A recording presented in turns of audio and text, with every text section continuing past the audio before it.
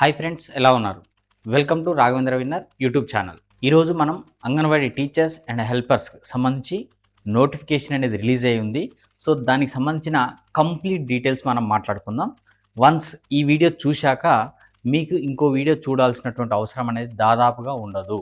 ఈ వీడియోలో మనం 3 టాపిక్స్ డిస్కస్ చేస్తాం. 3 విషయాల గురించి డిస్కస్ చేస్తాం. సో ఆ 3 విషయాలు ఏంటంటే, ఫస్ట్ విషయం వచ్చేసి అసలు ఈ అంగన్వాడీ టీచర్స్కి హెల్పర్కి అప్లై చేయాలంటే ఏ డాక్యుమెంట్స్ మన దగ్గర ఉండాలి, ఏ విషయాల్ని మనం దాంట్లో అప్లోడ్ చేస్తాం అనే విషయం గురించి మాట్లాడి అసలు సైట్లో అప్లికేషన్ ఫామ్ ఓపెన్ అవుతుందా, సో ఓపెన్ అయినాక అప్లికేషన్ ఫామ్ను ఒకసారి మనం చూస్తాం. ఇది స్టెప్ 1. స్టెప్ 2లో అంగన్వాడీకి సంబంధించి 2020కి సంబంధించిన కొత్త గైడ్లైన్స్ ఏమిచ్చింది, సో రిక్రూట్మెంట్ ప్రాసెస్ ఏ విధంగా ఉంటుంది, ఎవరిని ఎంపిక చేస్తారు అనే విషయాన్ని మనం మాట్లాడుకొని దానికి సంబంధించినటువంటి నోట్ అనేది సైట్లో ఇచ్చిర్రు. ఆ నోట్ను ఒకసారి మనం చూస్తాం.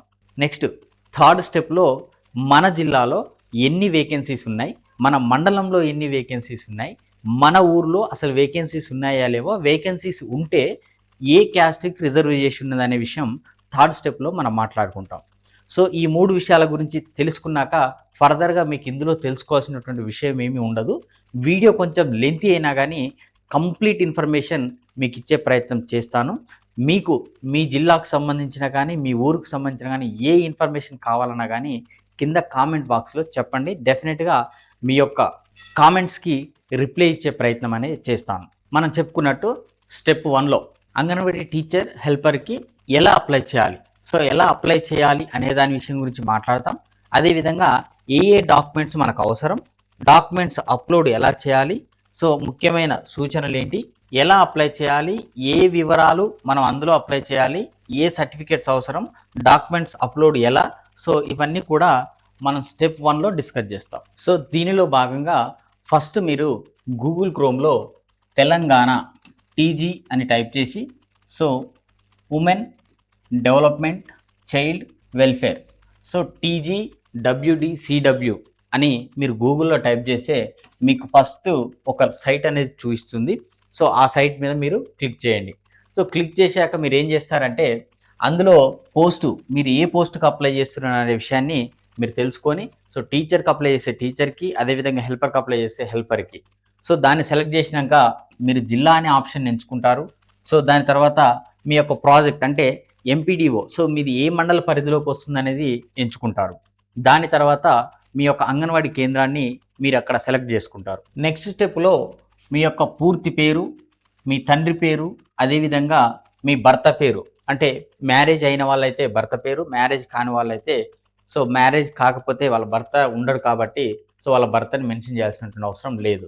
అదేవిధంగా మీ యొక్క ఆధార్ నెంబరు, మీ మొబైల్ నెంబరు, మీ యొక్క అడ్రస్సు, సో మీరు ఏ ఊర్లో ఉన్నారు, ఏ గ్రామంలో ఉన్నారు అనే విషయాలని సెకండ్ స్టెప్లో మీరు ఎంటర్ చేస్తారు. ఇకపోతే థర్డ్ స్టెప్లో మీ యొక్క క్యాస్ట్, సో మీ క్యాస్ట్ ఏందనేది మెన్షన్ చేస్తారు.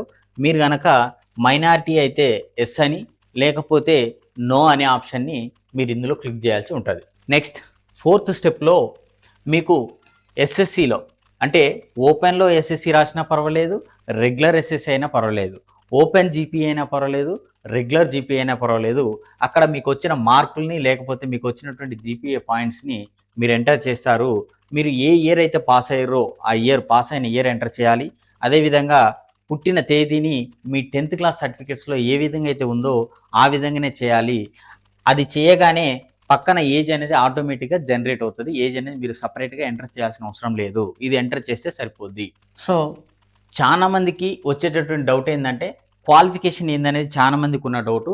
ఈ క్వాలిఫికేషన్ విషయంలో హెల్పర్కి అయితే 10th క్లాస్ అనే క్వాలిఫికేషన్ సరిపోతుంది. అదేవిధంగా టీచర్కి అయితే ఇంటర్మీడియట్ అనే క్వాలిఫికేషన్ కావాలి.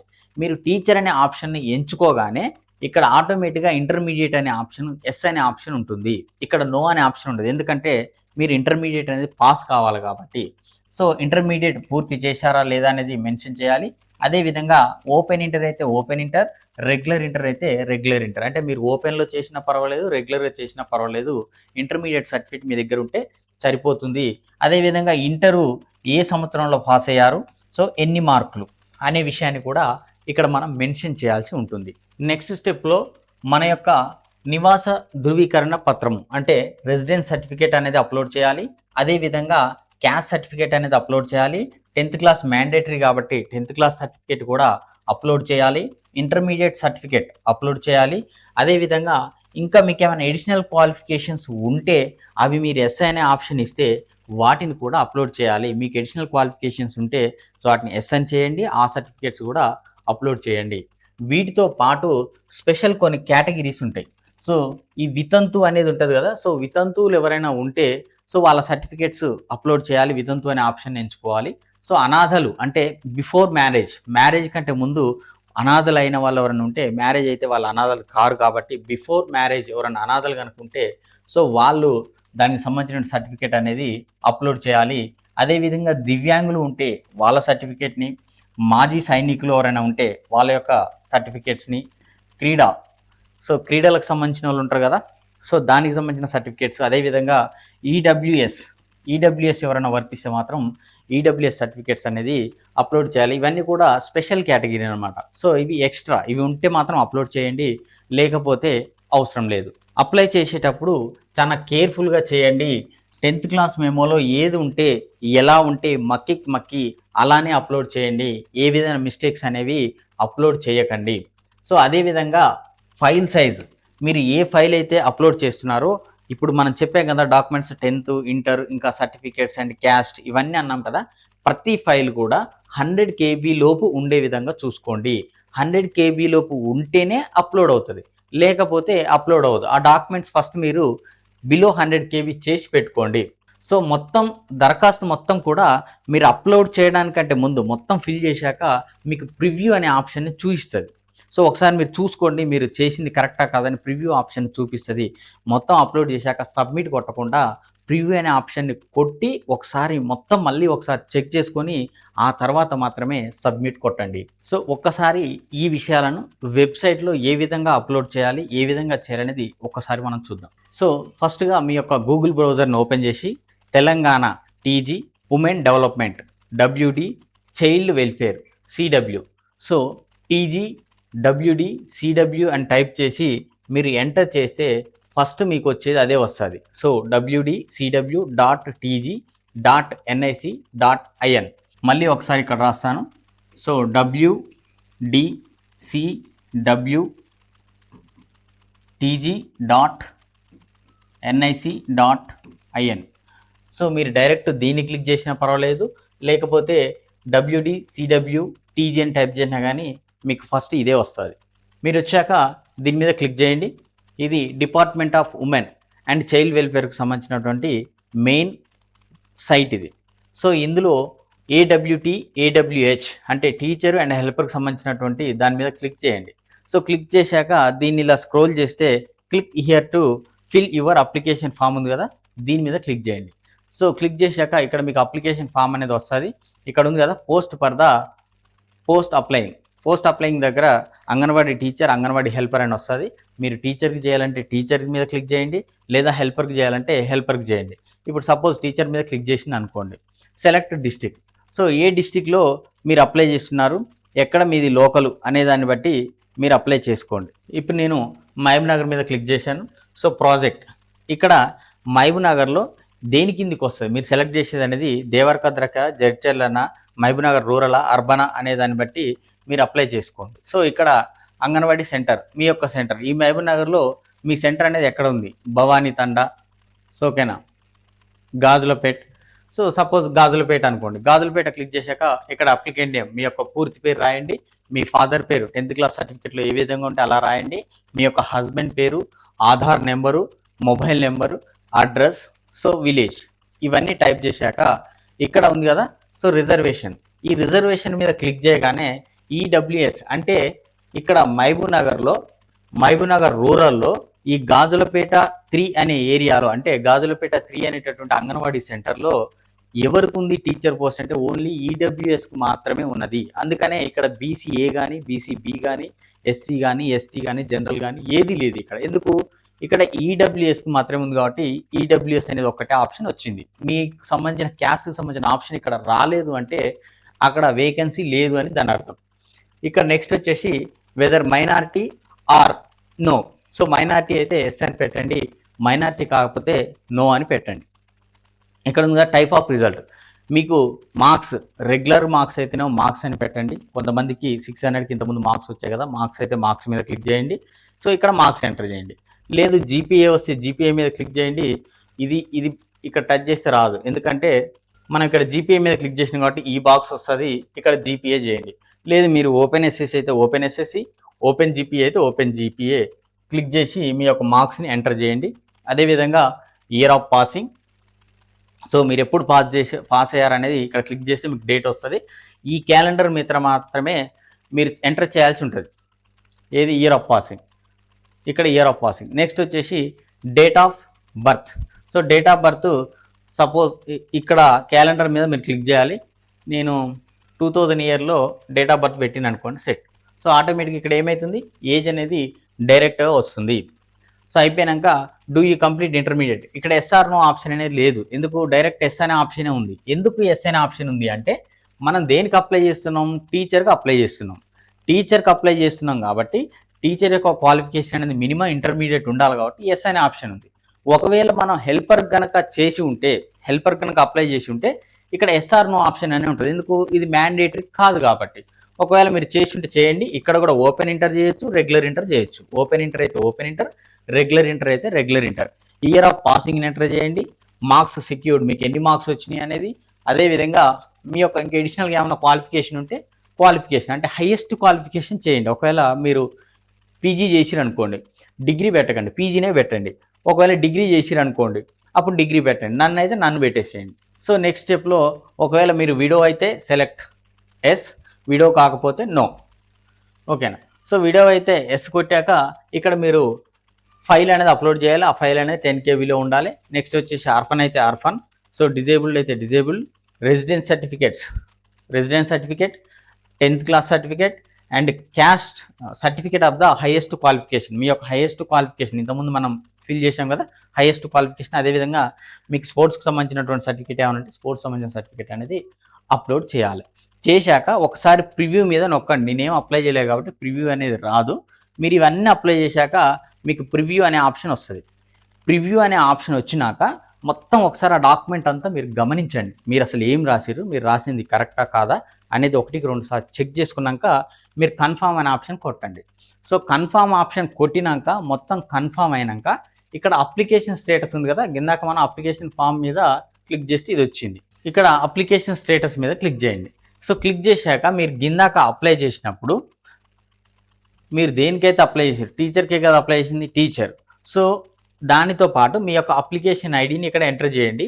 ఒకవేళ మీరు అప్లికేషన్ ఐడి కనుక మీరు నోట్ చేసుకోకపోతే, గుర్తు పెట్టుకోకపోతే మీ యొక్క ఆధార్ నెంబర్ ఎంటర్ చేసినా సరిపోద్ది. రెండిట్లో ఏదో ఒకటి ఎంటర్ చేసినాక సబ్మిట్ కొడితే మీకు సంబంధించినటువంటి ఎక్నాలజ్మెంట్ అనేది వస్తుంది. ఆ ఎక్నాలజ్మెంట్ వస్తేనే మీ యొక్క ప్రాసెస్ కంప్లీట్ అయినట్టు. ఎక్నాలజ్మెంట్ రాకపోతే మీ ప్రాసెస్ అనేది కంప్లీట్ కానట్టు గుర్తుపెట్టుకోండి. ఇప్పుడు మనం ఎలా అప్లై చేయాలి అనే దాని గురించి తెలుసుకున్నాం. నెక్స్ట్ సెకండ్ స్టేజ్లో అసలు కొత్తగా వచ్చిన గైడ్లైన్స్ ఏంది అనేది మనం తెలుసుకుందాం.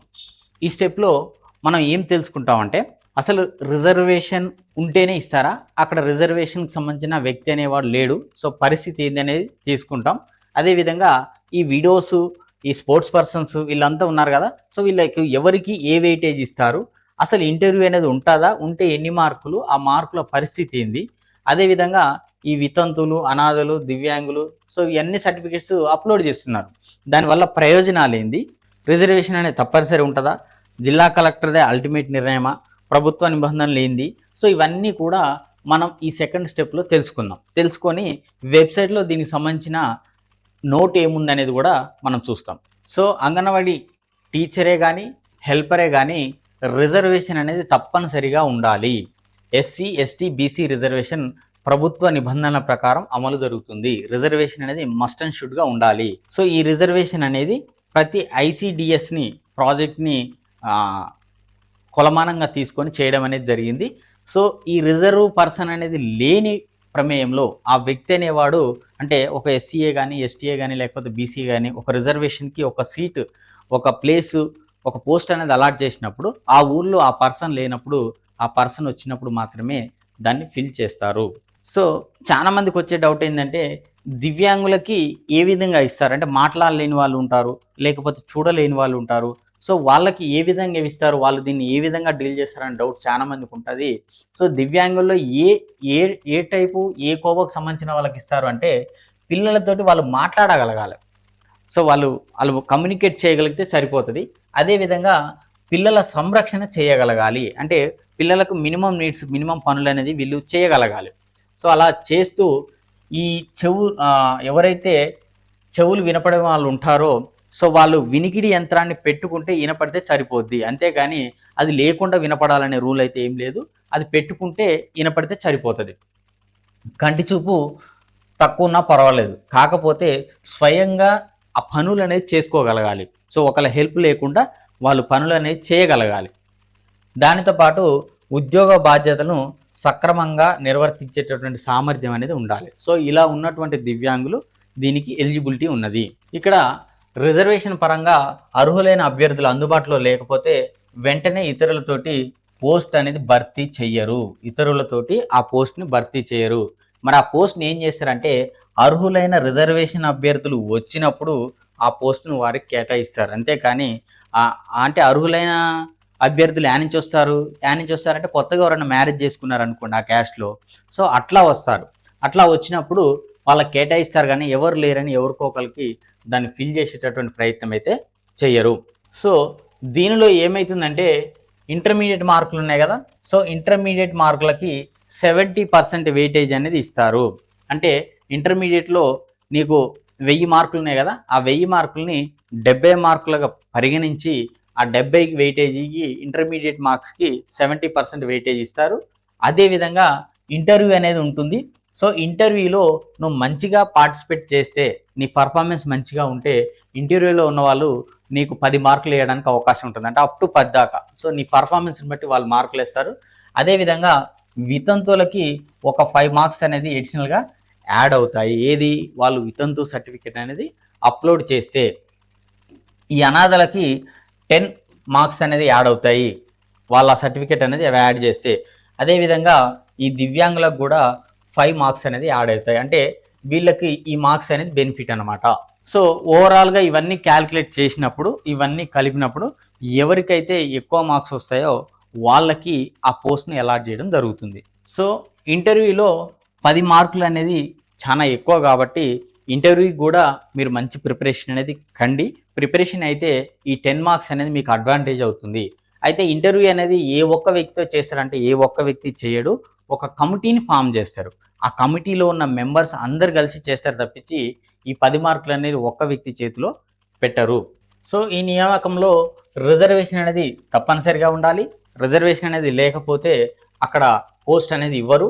ఇంటర్మీడియట్ మార్కులకి ప్రాధాన్యత ఇస్తున్నారు. అదొకటి గుర్తుపెట్టుకోండి.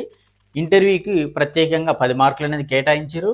వాటితో పాటు వితంతులు, అనాథలు, దివ్యాంగులు సో, వీళ్ళకి అదనంగా వెయిటేజ్ అనేది ఇవ్వడం జరిగింది. సో, ఇది ఏ ఒక్కరి నిర్ణయమో కాదు. ఇదంతా కూడా జిల్లా కలెక్టర్ పర్యవేక్షణలో జరుగుతూ ఉంటుంది కాబట్టి ఎక్కడా తప్పులు దొరలడానికి అవకాశం అనేది లేదు. ఇది మొత్తం కూడా పూర్తిగా ప్రభుత్వ నిబంధనల ప్రకారం మాత్రమే జరుగుతూ ఉంది. ఈ ఇన్ఫర్మేషన్ అంతా కూడా అఫీషియల్‌గా సైట్‌లోనే పెట్టడం జరిగింది. ఇక్కడ గైడ్‌లైన్స్ ఉంది కదా! సో, గైడ్‌లైన్స్ మీద గనక మీరు క్లిక్ చేస్తే guidelines for AWT, AWH recruitment. So, రిక్రూట్మెంట్‌కి సంబంధించి గైడ్‌లైన్స్ ఏందనేది ఇక్కడ మీరు క్లిక్ చేస్తే మీకు సంబంధించిన పీడిఎఫ్ అనేది డౌన్‌లోడ్ అవుతుంది. ఆ పీడిఎఫ్ అంతా కూడా చదవండి. మొత్తం 10, 15 పేజెస్ పీడిఎఫ్ ఉన్నది.